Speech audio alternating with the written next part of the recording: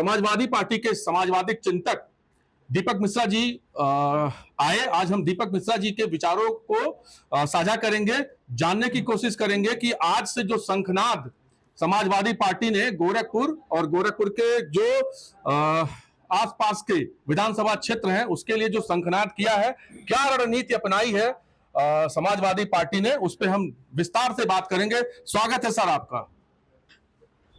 हाल दिल सूरते जा और भी खराब, चारों तरफ खराब, यहाँ और भी खराब। जी, जनेश्वर जी के जयंती के दिन समाजवादी पार्टी ने उत्पीड़क पुलिस प्रशासन, जानबूझ के उत्पीड़क शब्द का प्रयोग कर रहा हूँ जी, जनता की उत्पीड़क पुलिस प्रशासन के विरुद्ध 8 अगस्त को आंदोलन करने का निर्णय लिया है। और देश के महान विचारक और उतने ही बड़े आंदोलनकारी जनेश्वर जी की जयंती पर मुझे लगता है कि इससे अच्छी श्रद्धांजलि और कुछ नहीं हो सकती। इन फिजाओं में इतनी बेकसी ब्रिटानिया हुकूमत में भी नहीं थी। ये चौरी चौरा के पड़ोस का जिला है जी। तानाशाह पूरी तरीके से गोरखपुर में आरोपित है। लोकतांत्रिक आवाज़ों को दबाया जा रहा है। इसलिए समाजवादियों ने जो आज संकल्प लिया है कि वो 8 अगस्त को जिस दिन ग्वालियर टैंक पे ब्रिटानिया हुकूमत को उखाड़ने का संकल्प लिया गया था जी, उस दिन यह निर्णय बहुत सार्थक निर्णय है। और आप देखिएगा कि यहीं से परिवर्तन की एक बयार बहेगी और वह बयार पहले पूरा प्रदेश फिर पूरे देश में जाएगी। तो सर जैसे अभी कुछ जानकारी हम और आपसे हासिल कर लें कि ये तो शंखनाद आपने किया, तो चुनावी मुद्दे आपके जो समाज के बीच में जाएंगे, हमारी जनता के बीच में जाएंगे, उसका कुछ सर मिनट जो आपने रेडी किया है वो कुछ सर विस्तार से बताएं ताकि समाज के जो लोग हैं वो समाजवादी के मिनट्स को जान सके। सर देखिए, उत्तर प्रदेश की सरकार किसी आर्थिक, किसी सांस्कृतिक, किसी राजनीतिक प्रश्न का उत्तर नहीं देती। हर जगह क्या कहती है? हिंदू मुसलमान, और हिंदू मुसलमान के भी आदर्श रूप नहीं। इसके विरुद्ध समाजवादी पक्ष, समाजवादी पार्टी और हर देशभक्त और वास्तविक राष्ट्र प्रेमी बहुत दुखी है। मैं कह रहा हूं, हमारा मुख्यमंत्री झूठ बोलता है और राम राज्य में झूठ के लिए कोई जगह नहीं।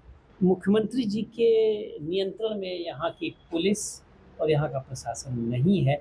तो हम जनता के बीच में जाएंगे और ये बताएंगे कि आदर्श हिंदू वह है जो वसुधैव कुटुंबकम की बात करता है।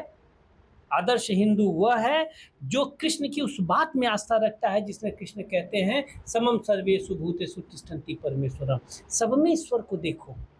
ये है रहीम के कहने पर तुलसीदास जी ने बरवे रामायण लिखी थी। ये हिंदुस्तान है। हिंदुस्तान का वास्तविक चरित्र क्या है? जैसे आप यहीं देख लीजिए, गोरखपुर में ही देख लीजिए जी। हमारी पार्टी के जिलाध्यक्ष अगर हिंदू है तो महानगर अध्यक्ष मुसलमान है। ये हमारा सामाजिक सरोकार है। तो एक तो इस झूठ का पर्दाफाश होगा क्योंकि वो हर जगह हिंदू। अब जैसे हम पूछते हैं योगी आदित्यनाथ जी से कि महोदय आप बताइए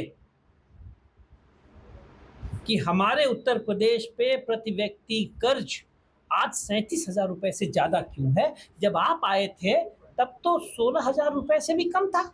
तो यहाँ वो जवाब नहीं देंगे। राम प्रसाद बिस्मिल, अशफाकुल्लाह खान, चंद्रशेखर आज़ाद, भगत सिंह और तुलसी और रहीम की साझा विरासत पर भारतीय जनता पार्टी और आरएसएस वार कर रही है। समाजवादी पार्टी और हर समाजवादी अब इस देश में सांप्रदायिकता का नग्न नर्तन नहीं होने देगा।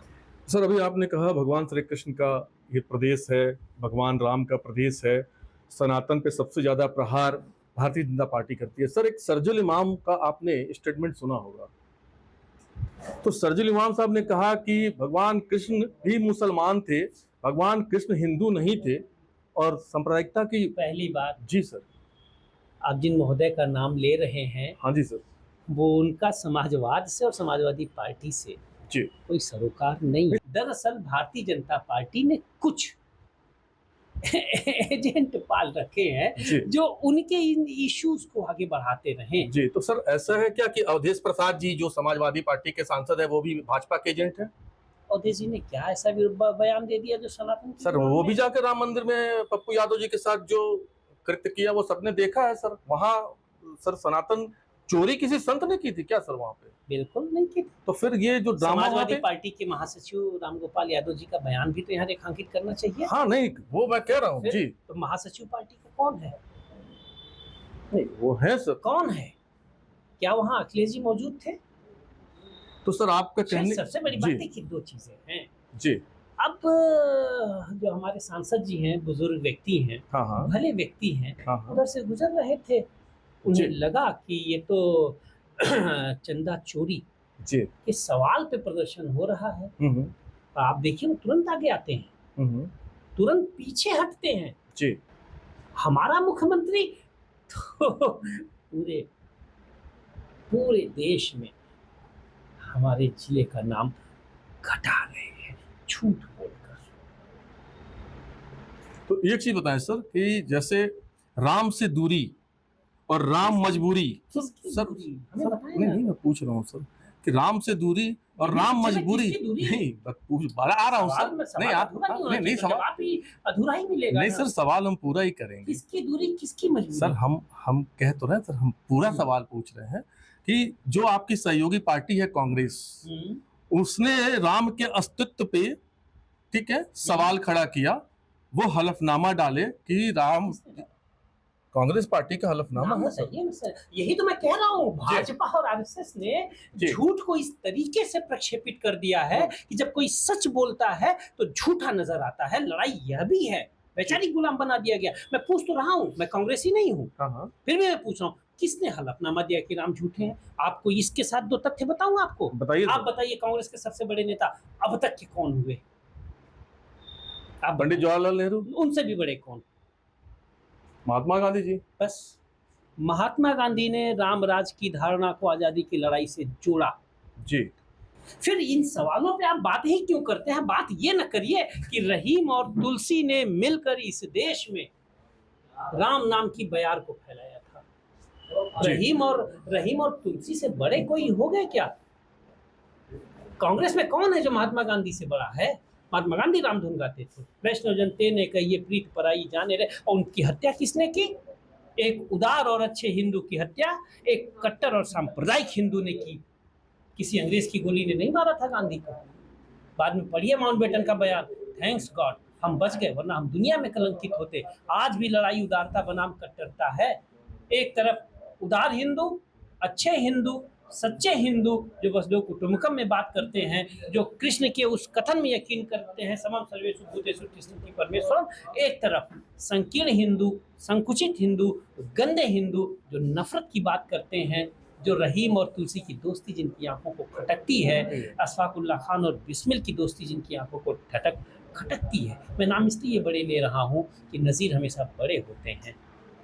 तो जो 27 का चुनाव है, ये 27 के चुनाव में समाजवादी पार्टी सर भाजपा की बात हम बंद करें हाँ। और राम जी की बात बंद करें।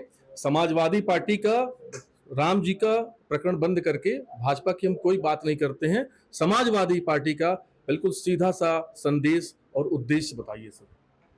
लड़े हैं हम, लड़ेंगे हम ही अंधेरों से, हमें है जिद यहाँ रोशनी फैलाने की। इतिहास उठाकर देखिए, जालिम सरकारों को जब भी पलटा है तो समाजवादियों ने पलटा है। और इस जालिम और झूठी सरकार को जब भी पलटेगी तो समाजवादी सेना, समाजवादी पक्ष ही पलटेगा।